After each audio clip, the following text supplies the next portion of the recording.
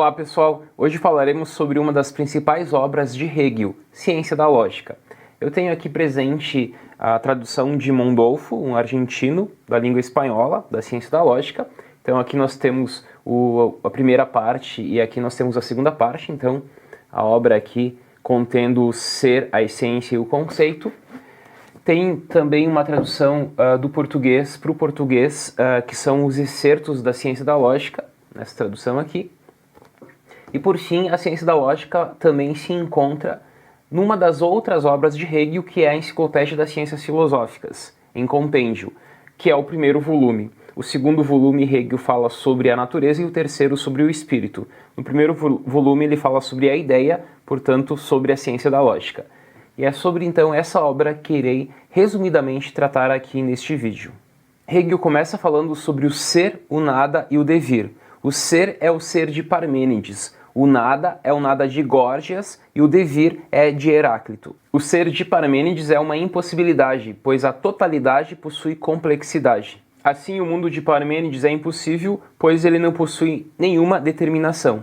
Já o devir de Heráclito é essa condição de possibilidade de uma ontologia. Qualquer item no mundo tem que ser algo, e tem que ser determinado por outro algo. Dessa forma, ele possui uma propriedade relacional. Kant dizia que antes de falar do ser, deve-se falar do conhecer.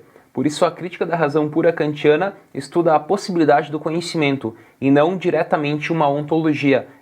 Ele não estuda a ontologia ou ser, mas ele estuda uma espécie de teoria do conhecimento para, a partir dessa teoria do conhecimento, verificar a possibilidade de se estudar o ser.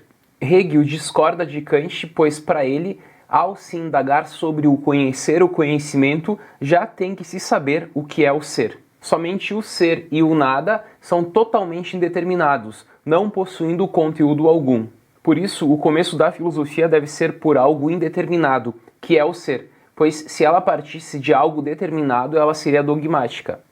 Por ser antidogmática, a filosofia necessariamente tem que começar pelo ser, que é vazio de conteúdo, que é o próprio nada. Então, ser é oposto ao nada, mas no devir é idêntico ao nada. Lembrando que Hegel é dialético, tese, antítese e síntese.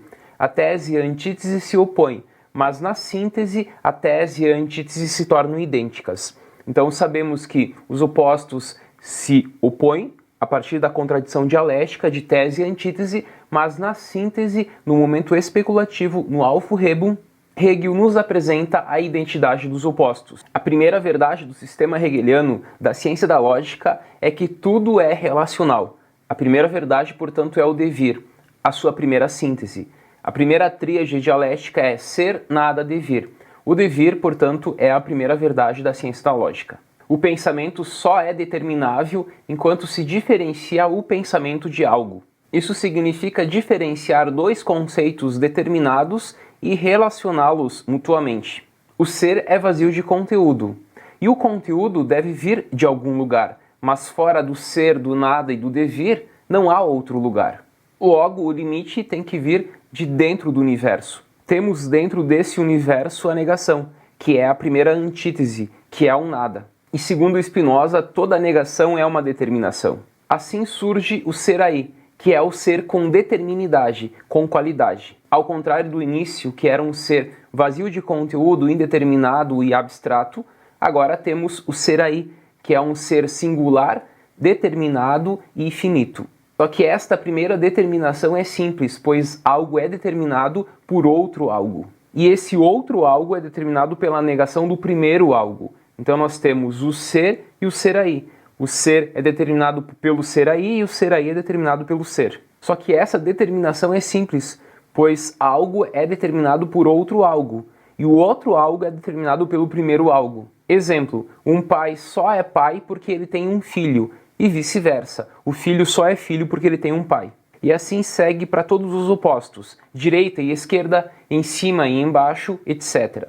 E isso nos leva à má infinitude, pois ao pensarmos em algo, vamos ao regresso ao infinito. Mas quando eu penso o pai, eu posso falar das características do pai. Ele é alto, ele é inteligente, e não estou aqui falando das características do filho.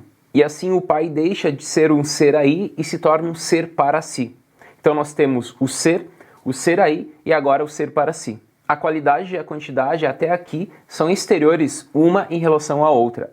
A quantidade é a qualidade fora de si mesma.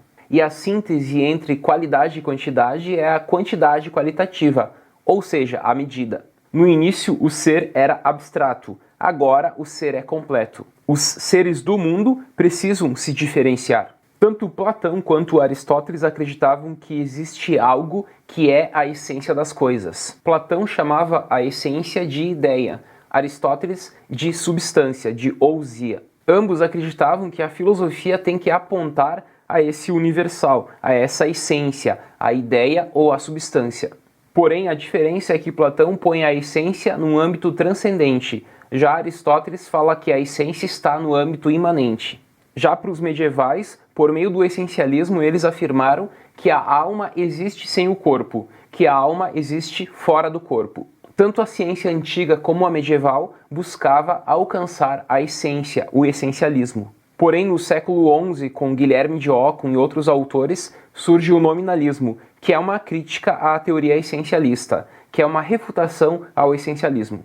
Kant, no século XVIII, também nega a existência de essências objetivas, e ele reduz as essências às 12 categorias. Hegel, contrapondo-se ao essencialismo, dissolve a essência, dissolve a aparência e diz que a realidade é uma rede de relações. Desta forma, ele está criticando toda a metafísica tradicional, pois para ele ela não levou em consideração os dois polos, apenas um polo, negando o outro. Hegel considera os dois polos importantes da dicotomia da metafísica tradicional. Darwin, na sua teoria da evolução, também defende uma crítica ao essencialismo, assim como Hegel fez na ciência da lógica, na doutrina da essência, que é a segunda parte da obra. Lembrando que a primeira parte é a doutrina do ser e a terceira e última parte é a doutrina do conceito. O sentido usual de essência visa abstrair tudo aquilo que é acidental, que é contingente. E dessa forma se chega à essência, se chega à substância.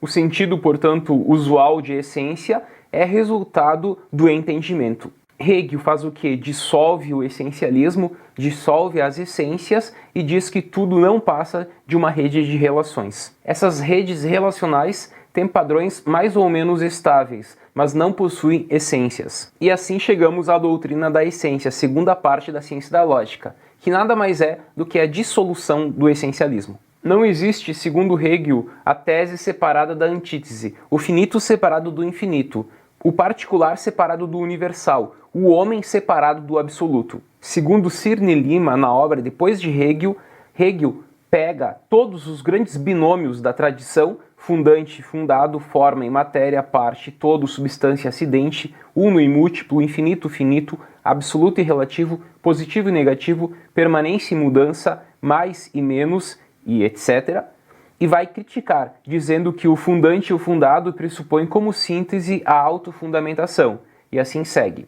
Assim, todos, segundo Cirne Lima, eles se acham em determinações recíprocas, e essa é a chamada determinação reflexiva. É com a figura da razão, da fenomenologia do espírito, portanto, que o pensamento começa a lidar adequadamente com o finito e o infinito, sem contrapô-los estaticamente. Começa a compreender que o movimento de superar-se a si mesmo e transformar-se em infinito constitui a natureza do finito. A doutrina da essência é dividida em reflexão, aparência e efetividade. Visando superar o ser, o absoluto é buscado nas relações. Em linhas gerais, a essência nos mostra que somente existe um polo metafísico se tratarmos de outro polo metafísico. Pelo entendimento, nós analisamos os polos separados. Hegel, por meio da dialética, ele propõe analisar os polos metafísicos, essa dicotomia, não de modo separado e estático, mas de modo dialético e conjunto. Hegel formula uma teoria do pensamento pelo próprio pensamento. As categorias de reflexão substituem as formas de Platão e as 12 categorias de Kant. Cirne Lima, na obra Depois de Hegel, nos diz: Hegel questiona-se também acerca do problema de um primeiro começo. Ele o chamará de fundamento. Para não cair no regresso infinito, o filósofo parte da autofundamentação. Aristóteles havia chamado o primeiro começo de arqué, Tomás de Aquino de Deus, que é a causa incausada. O conceito fundamento, utilizado por Hegel, é semelhante ao da razão suficiente de Leibniz. Para Leibniz, os princípios de todo o pensar eram os princípios de não contradição e da razão suficiente. Hegel se questiona também sobre o primeiro começo, e ele vai chamar o primeiro começo de fundamento. Quando nós tratamos do primeiro começo para não cair num regresso ao infinito, buscando a causa da causa da causa, muitas vezes nós colocamos um início para tudo. Hegel se preocupará com isso também, e ele põe como fundamento de tudo o puro pensar. E tudo é deduzido de forma a priori desse puro pensar. Para Aristóteles, o início era a arqué, para Platão, o bem, e para os cristãos, Deus. Todavia, como derivar a pluralidade do mundo a partir desse início, desses primeiros princípios? Os neoplatônicos tentam resolver esse problema a partir da teoria das emanações. Para Hegel, o início, que é o absoluto, não é vazio de conteúdo, ao contrário, é um fervilhar de novas identidades que dentro dele se formam. A tarefa da filosofia e da ciência é explicar, é abrir as dobras que constituem uma determinada coisa. Assim como a doutrina do ser é uma crítica aos gregos, a doutrina da essência é uma crítica aos medievais. Para os medievais, no mundo há essências. Para Hegel, não existem essências. E assim chegamos à doutrina do conceito, que é a terceira parte da obra, que é uma espécie de estruturação do mundo. Na primeira parte da obra, na doutrina do ser, Hegel dissolve o ser. Na segunda parte da obra, na doutrina da essência, Hegel dissolve a essência. E nos mostra que, no conceito, o ser e a essência, que eram opostos, agora são idênticos. No início da doutrina do conceito, Hegel desenvolve uma crítica à teoria da substância de Spinoza. Spinoza defende uma metafísica do monismo e um imanentismo panteísta. E ele diz que tudo está determinado, nada acontece por acaso, segundo ele. Enquanto Descartes defendia duas substâncias, res cogitans e res extensa, Spinoza defende apenas uma por meio do seu monismo. Para Spinoza, tudo é substância. Da substância nós temos os atributos, que são dois, res cogitans e res extensa. E há infinitos atributos em Deus, segundo Spinoza. Porém, nós, seres humanos, conhecemos apenas esses dois, res cogitans e res extensa. E os modos são as modificações da substância. A substância é a natura naturans, e os modos é a natura naturata. Assim, o conceito para Hegel é a síntese do ser e da essência. Hegel, no conceito, utiliza a categoria de configurações de relações. Assim, o conceito irá tratar das mais relevantes configurações. A doutrina do conceito é dividida em subjetividade, objetividade e ideia. A subjetividade, ela se divide em conceito, juízo e silogismo. A objetividade se divide em mecanicismo, quimicismo e teleologia. E por fim, a ideia se divide em vida, ideia do conhecer e ideia absoluta. Segundo Cirne Lima, na obra Depois de Hegel, na subjetividade, Hegel faz uma lógica de todas as lógicas. Na objetividade, Hegel faz uma ciência de todas as ciências. E na ideia é essa síntese entre a lógica das lógicas e a ciência das ciências. Finalizo o vídeo comentando novamente a obra Depois de Hegel de Cirne Lima, sobre subjetividade e objetividade. Ele nos diz: a subjetividade se volta para a lógica formal. O conceito aborda o eu singular, o eu particular e o eu universal. O eu universal é o conceito. O eu singular, ao abarcar todo o universo, torna-se o eu universal. O conceito se torna juízo. No juízo, o conceito emerge na realidade concreta. No juízo, o é da cópula expressa a identidade dinâmica entre o sujeito e o predicado.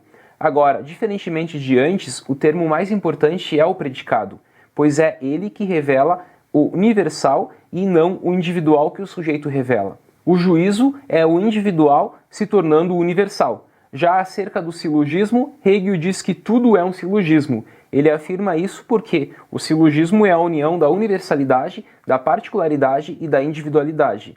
Assim, o universal, por meio do particular, se individualiza, e o indivíduo, por meio do particular, se universaliza. Já a objetividade se volta para a ciência. A ideia é a síntese da subjetividade e da objetividade. E a ideia é a totalidade das categorias da lógica hegeliana e de suas relações desdobradas. Enfim, vimos que a ciência da lógica é dividida em três grandes doutrinas: a doutrina do ser, da essência e do conceito. Na doutrina do ser, Hegel faz uma crítica e dissolução do ser. Na da essência, também Hegel faz uma dissolução da essência. E no conceito, ele nos mostra essa síntese entre o ser e a essência. Até mais!